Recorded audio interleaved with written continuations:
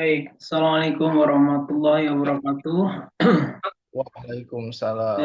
Akhir pekan ini kita ketemu dengan seorang si tampan ya, Kak Raihan. Ini udah lama nggak ketemu ya, tapi harusnya terhubung lagi setelah dulu sempat Iya, bolak-balik ke rumah Pak Agus ya. Mungkin kalian boleh kenalan sama teman-teman, silakan. gimana Pak? Boleh berkenalan, silakan. Oh iya. Assalamualaikum warahmatullahi wabarakatuh. Waalaikumsalam. Perkenalkan, nama saya Ahmad Raihan Kamil. Saya biasa dipanggil Raihan. Sempat dicari-cari kemarin Pak, itu yang Raihan baik dan sulit dilupakan itu Pak. Yang di mana? Pak Agus lupa. Beritanya nggak gitu. Yang begitu sulit itu loh Pak. Ternyata Pak Agus yang kurang update ya. Tapi bukan, bukan Raihan yang ini bukan ya? Apa? Bukan Raihan yang ini kan? Bukan. Kenal saya. Kalian boleh boleh cerita dulu studi akhirnya di mana, berapa lama, apa saja yang dipelajari?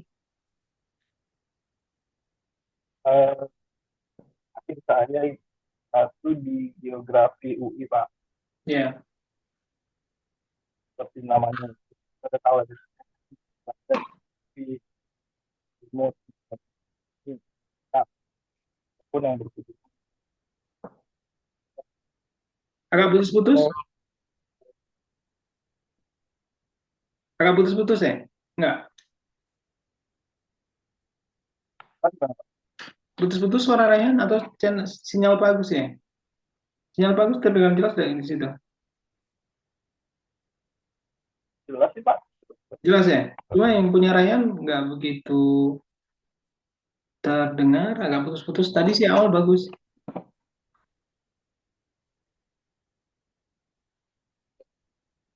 Tes. Nah, sekarang gimana Pak? Nah, ini cukup. Nah, Nah, apa ulang lagi? ulang lagi. Gak apa-apa ya. Nggak apa-apa. Lanjut aja, Pak. Ya, Pak. Jadi saya itu kebetulan keterima di geografi. Geografi ini lucu nih, Pak. Kan mungkin dari SMP, SMA itu geografi masuknya IPS ya, Pak. Hmm. Nah, di kuliah ini itu masuknya malah FMIPA, Pak. Oh. Fakultas Matematika, malah IPA kan. Hmm. Tesnya pun tes IPA gitu. Nah, ini emang eh, agak aneh, agak lucu juga. Karena tapi kan sebenarnya justru geografi itu kan alam banget ya. Hmm. Hmm. Namanya aja ada geo, bumi gitu kan. Hmm.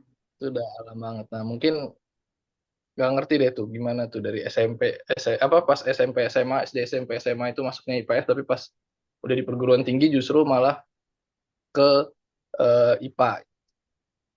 Kalau di setahu saya ya Pak, geografi murni. Jadi ada kalau geografi itu ada dua Pak. Ada geografi yang murni dan pendidikan geografi.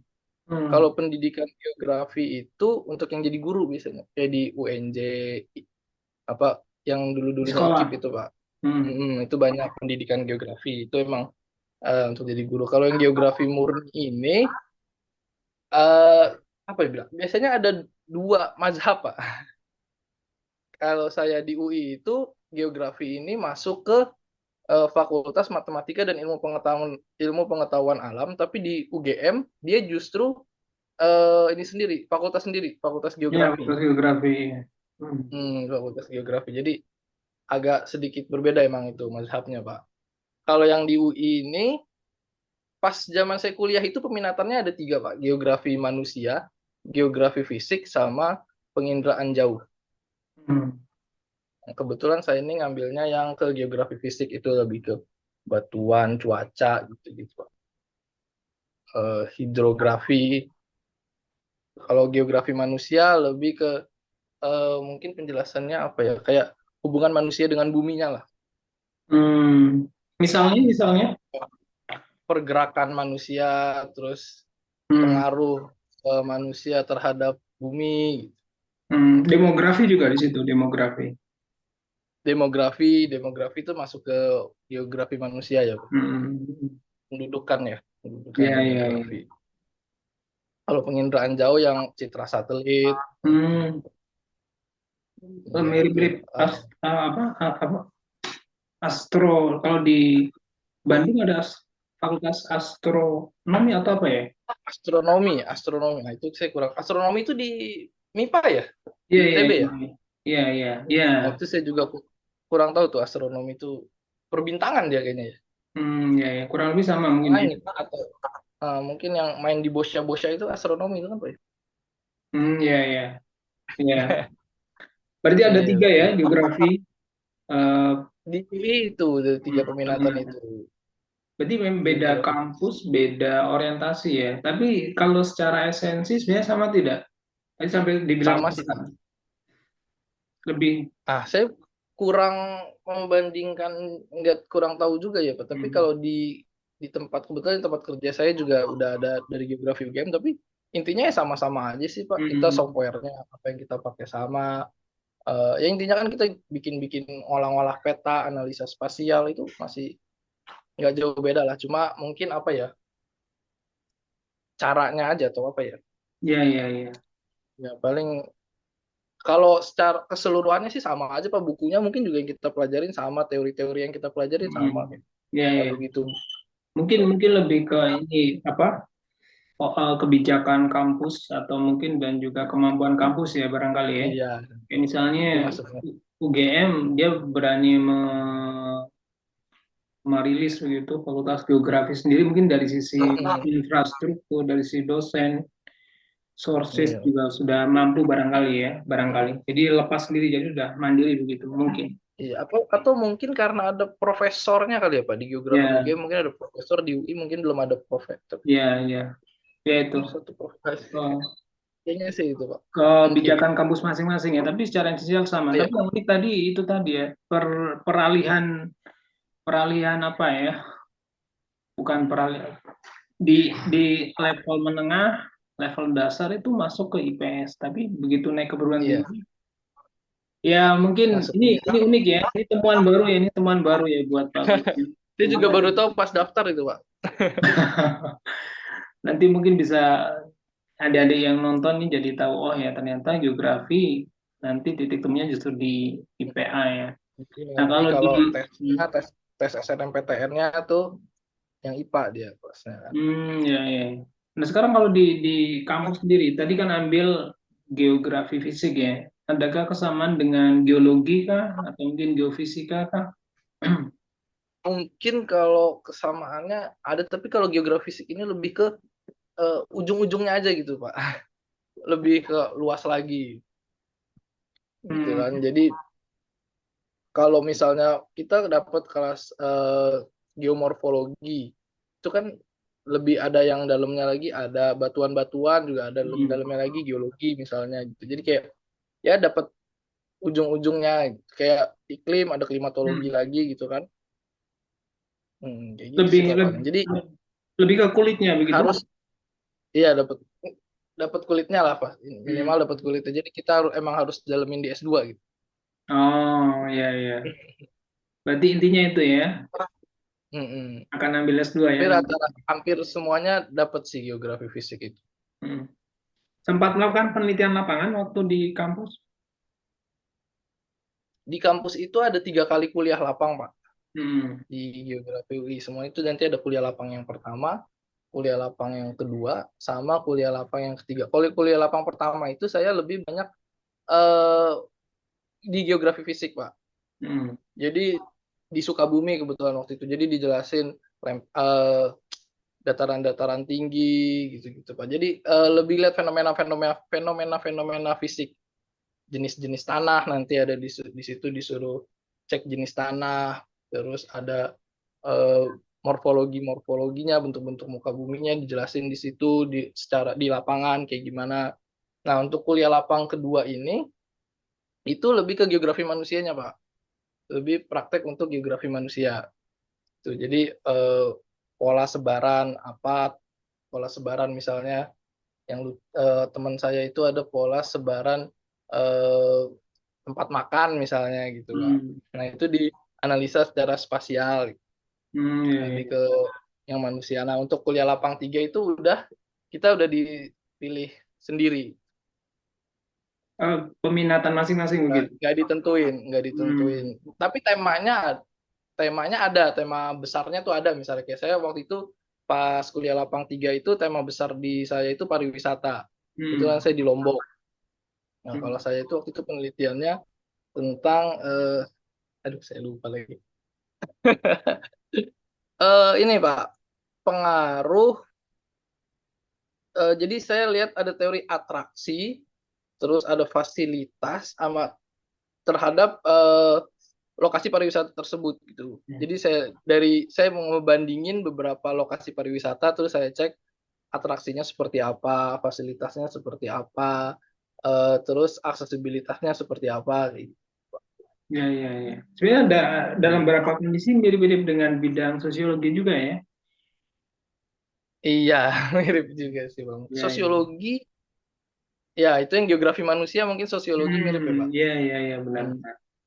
Hmm. Sebenarnya kalau dari yang selama ini Kak Raihan pernah lakukan, terutama praktik lapangan tadi itu sebenarnya tujuan akhirnya apa dan seperti apa nanti sisi kebermanfaatan buat masyarakat atau mungkin budaya setempat seperti itu. Kalau kebermanfaatannya itu Pak, sebenarnya mungkin kalau kita kan masih mahasiswa, jadi lebih ke Hmm. gimana mahasiswa ini menerapkan ilmu yang udah didapat dan diturunkan langsung ke lapangannya mungkin gitu Hmm. Pak. Mungkin Hmm. untuk kebermanfaat mungkin belum begitu ini ya, karena kan masih mahasiswa justru buat dia nyerap Ilmunya ilmunya sendiri. justru buat dirinya ya gitu ya Pak. Mungkin Hmm. seperti itu. Tapi kan ada juga beberapa penelitian yang kita kasih ke pemerintah daerah Pak. Kita sempat Hmm. ini ke eh, kerjasama lah atau Hmm. sebelumnya kan kita izin atau apa ke Kesbangpol gitu-gitu. Nah mungkin ada beberapa penelitian yang kita sumbangkan ke pemerintah daerah mungkin digunakan oleh pemerintah daerah atau kayak gimana. Ya, ya. Mungkin Kita kita tidak tahu itu digunakan tidak, tapi kita yakin bahwa ini akan ya bermanfaat. Gitu. Ya, oke. Baik. belum tahu digunakan atau tidaknya. Ya, ya. Hal menarik apa yang paling di pernah dialami ketika di kampus di UI? Hal Jalan-jalannya kan? menarik.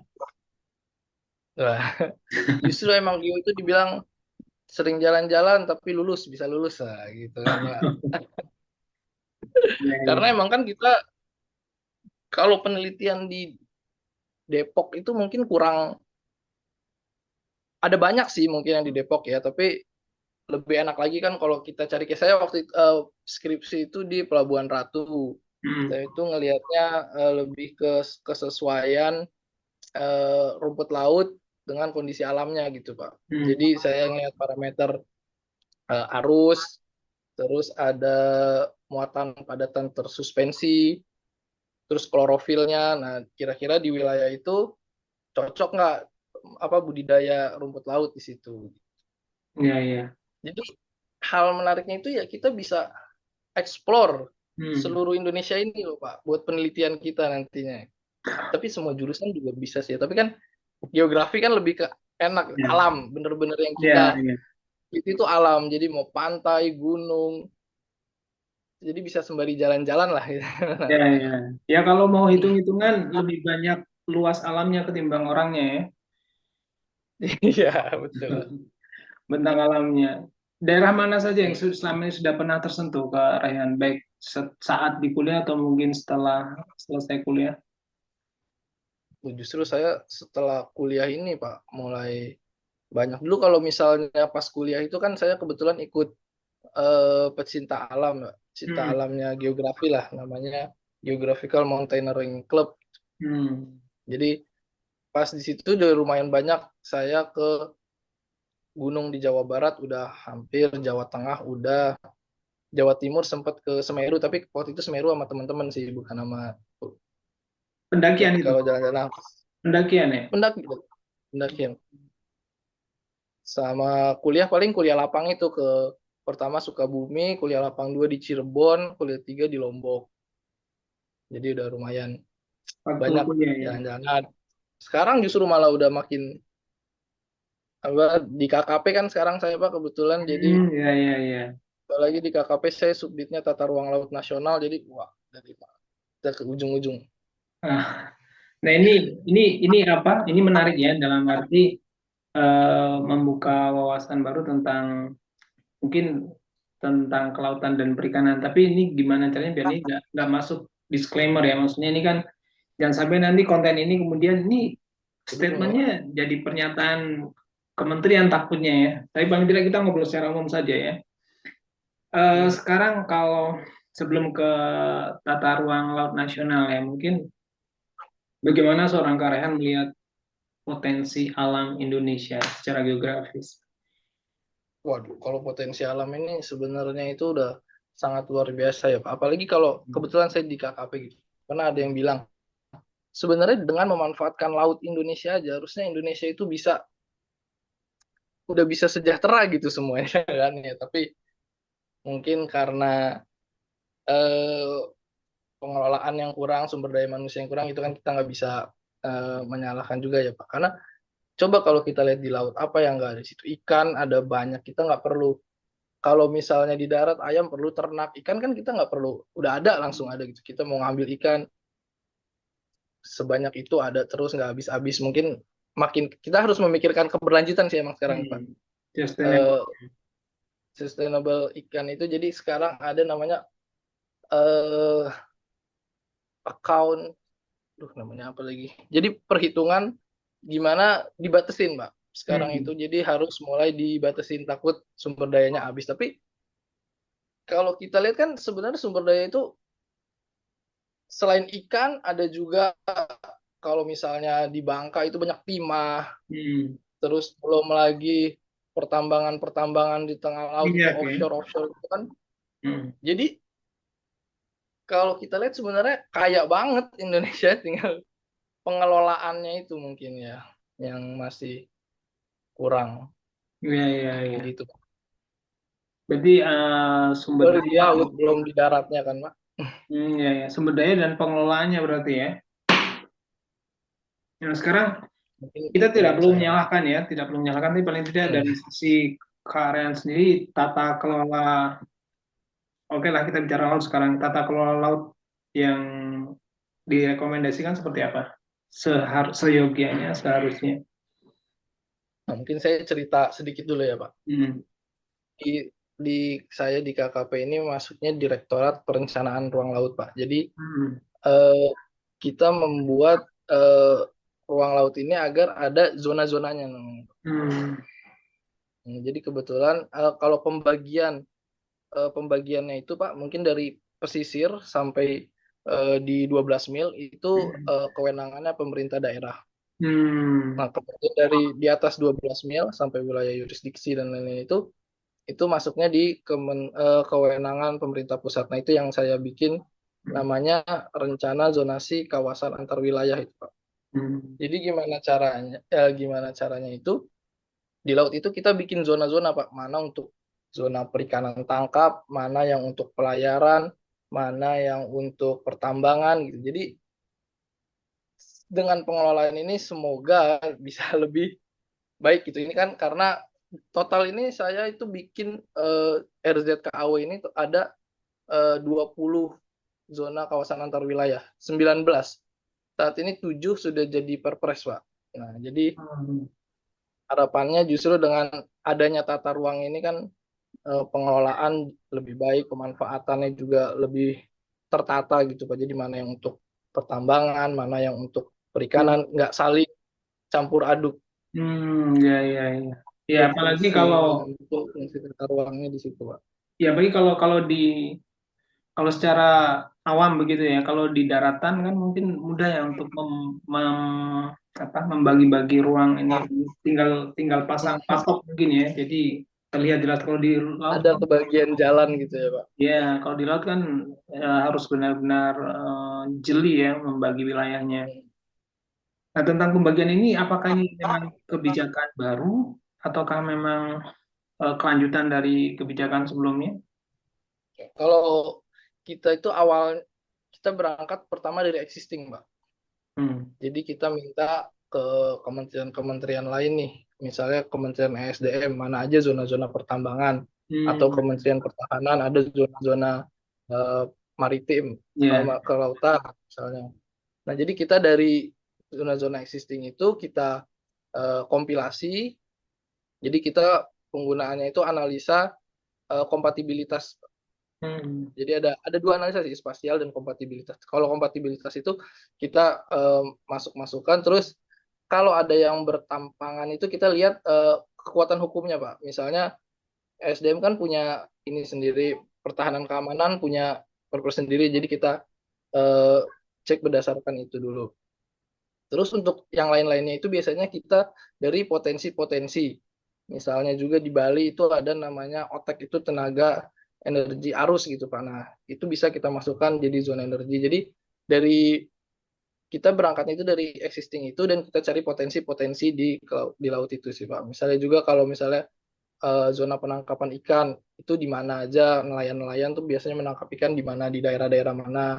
Sebelumnya kita juga udah melakukan analisa tentang ikan, kira-kira ikannya itu di daerah mana sih yang banyak, musim apa aja. Nah, itu jadi dari perikanan itu nanti kita jadikan zona tangkap, misalnya zona perikanan tangkap di situ. Jadi seperti itu sih Pak, kira-kira Ya, ya, ya. pertimbangan. Atau mungkin ada katakan ada belajar dari kalau mungkin benchmarking begitu ya negara lain yang mungkin pernah memiliki pola serupa, apakah ada mereka memiliki Saat zona-zona. ini kita lagi kerjasama sama Denmark, Pak. Jadi kalau nggak salah Hmm. November ini ada perwakilan kita juga yang mau ke Denmark gitu. Kemarin-kemarin kita juga udah sering sharing, sering ini Hmm. juga sih. Tapi kebetulan saya nggak terlalu terlibat di dalam yang ini sih, Pak.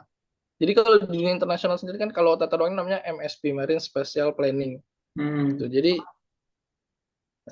kita saat ini juga lagi mulai kita waktu itu juga sempat jadi ada, saya lupa dari mana Pak, pokoknya kita udah sempat nge-share eh, MSP kita ini, tata ruang kita ini ke webnya pemerintah.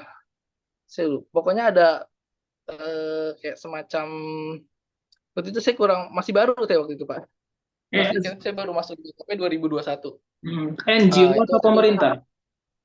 NGO kayaknya itu Pak. Hmm.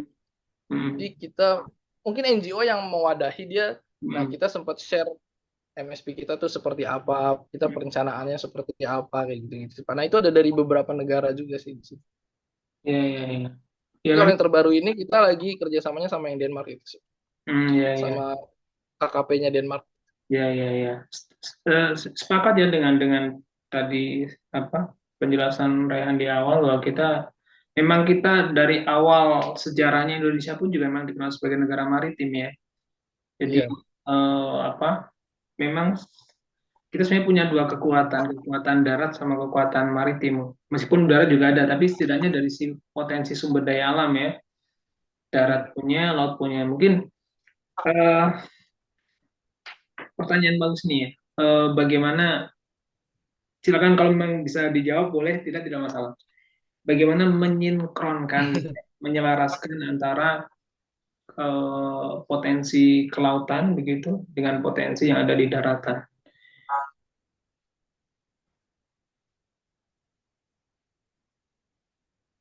potensi yang di laut dan yang di darat ya Pak. Ya, ya. Biar biar sama-sama punya Oke. potensi yang Tes, tata kelolanya. tes. Ya, terdengar? Nah, kebetulan Hmm. sejak UCK kemarin itu Pak, Hmm. Undang-Undang Cipta Kerja yang kemarin itu Pak, Yang Undang-Undang 11 diprotes, tahun 2020 ya kalau nggak salah ya yang UCK. banyak Itu diprotes. kan ada salah satu turunannya itu di jadi ngomongin ini. Itu ada namanya PP 21 tentang Hmm. PP 21 tahun 2021 itu tentang perencanaan ruang. Nah, sejak keluarnya PP itu Pak, jadi sekarang tata ruang ini harus diintegrasikan antara darat dan laut Pak. Jadi Nah, ya. tadinya dokumennya ini sendiri-sendiri nih Pak. Ya, ya. Tuh. Halo. Ya, Ya halo. Pak, Ya. Ya, ya. ini Berarti kayaknya ya di bagus soalnya terdengar jelas.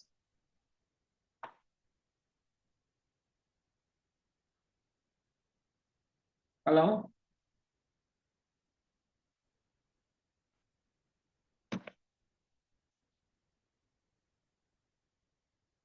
terputus.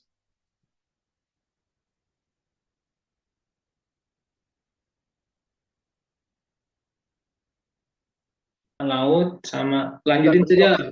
message pesan buat teman-teman, kira-kira hal sederhana apa yang bisa mereka lakukan untuk membuat laut menjadi lebih maksimal lagi. Start from now ya, Oke. mulai sekarang. Ini udah record nih, bagus baru. Wah, belum record nih. Oke, siap. Jadi Ya. terkait tadi kan lebih ke untuk bagaimana potensi darat dan laut bisa digabungkan gitu ya, Bel? Hmm. Pertanyaannya kan. Ya. Mungkin kalau saya bicara dari tata ruang, Hmm.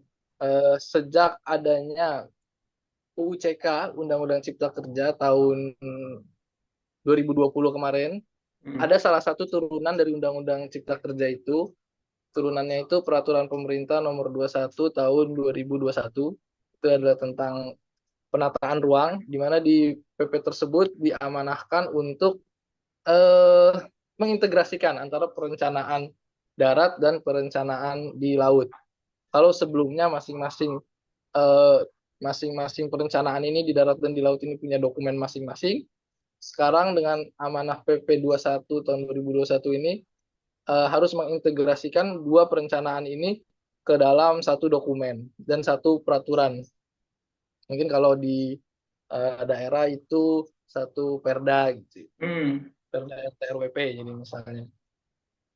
Ini dengan adanya penggabungan pengintegrasian ini antara darat dan laut, tentunya kan diharapkan eh, hal-hal yang sebelumnya terjadi seperti contohnya adanya sebelumnya di RZWP 3K misalnya atau di perencanaan ruang lautnya itu eh, ada merencanakan untuk pembangunan pelabuhan yang berskala besar, misal pelabuhan samudra misalnya. Tapi di daratnya tidak ada perencanaan untuk pembangunan jalan untuk akses ke sana. Sehingga pembangunan pelabuhan ini jadi sia-sia karena tidak ada akses. Karena pembangunan pelabuhan yang besar itu kan perlu adanya akses untuk bongkar muatan, eh, distribusi ikannya gitu. Nah, jadi dengan adanya peraturan pemerintah ini diharapkan permasalahan-permasalahan seperti tadi itu tidak terjadi dan juga diharapkan potensi-potensi antara darat dan laut bisa lebih digabungkan dan jadi lebih terlihat saling mendukung antara darat dan lautnya. Sebelumnya mungkin sendiri-sendiri jalannya Ya, ya, gitu. Itu mungkin ya, ya. salah satu eh, potensi darat dan lautnya itu. Memaksimalkan potensi darat dan Hmm. laut. Ya, ya. Syukur-syukur nanti kalau sekalian tiga potensi itu menjadi satu dokumen ya, darat, laut, udara ya, pasti akan lebih maksimal Nah, kalau lagi. yang udara mungkin agak Ya, ya, lebih baik lagi sih mungkin nanti, Pak. ya. Saran buat teman-teman nih, Kak Rayhan, biar mari sama-sama jaga laut Indonesia. Hal apa yang perlu dilakukan? Hal paling simpel untuk menjaga laut itu menurut saya adalah jangan membuang sampah sembarangan, apalagi membuang sampah ke sungai atau kemana, karena semua itu akan bermuara di laut. Karena menurut saya pencemaran yang paling banyak dan paling merusak, selain merusak alam, juga merusak keindahan, Hmm. banyak efeknya juga, Pak, itu adalah sampah dari sampah itu. Merusak, meracuni biota-biota di laut juga. Jadi walaupun sebenarnya sederhana aja kita buang sampah, tapi efeknya justru efek negatifnya sangat besar. Jadi hal paling simpel bagi kita untuk menjaga laut ya salah satunya adalah dengan tidak membuang sampah Ya, ya, dimanapun. ya, ya. Mungkin melalui karya ini titip pesan ya buat teman-teman yang yang yang apa punya concern dengan laut. Mungkin memang pariwisata laut perlu ditingkatkan ya, dalam arti tidak tidak cuma sebatas melihat keindahan permukaannya saja, tapi yuk masuk ke dalam, terjun, diving, lihat nih laut kita. Jadi Nah, di eh, dalam lebih kampanye seperti itu, mungkin lebih lebih lebih lebih digalakkan lagi ya, biar teman-teman benar-benar tahu. Syukur bisa terjun langsung, paling tidak eh, kampanye-kampanye tentang laut Indonesia itu harus lebih dimaksimalkan lagi supaya kita bisa lebih aware dengan laut kita ya. Obrolan yang sangat bermanfaat untuk malam ini, Kak Raihan. Terima kasih banyak. Dan mohon maaf tadi sempat tertunda 1-2 menit mungkin karena memang ya itu yang terjadi. Semoga selalu sehat Oke. ya. Salam buat keluarga, Siap. salam buat teman-teman di Sama-sama. kementerian ya. Bagus Siap. izin untuk mengakhiri sesi Zoom. Bagus Siap. mengambil live ya. Assalamualaikum Siap, warahmatullahi Bapak. wabarakatuh. Waalaikumsalam. I'm losing my way.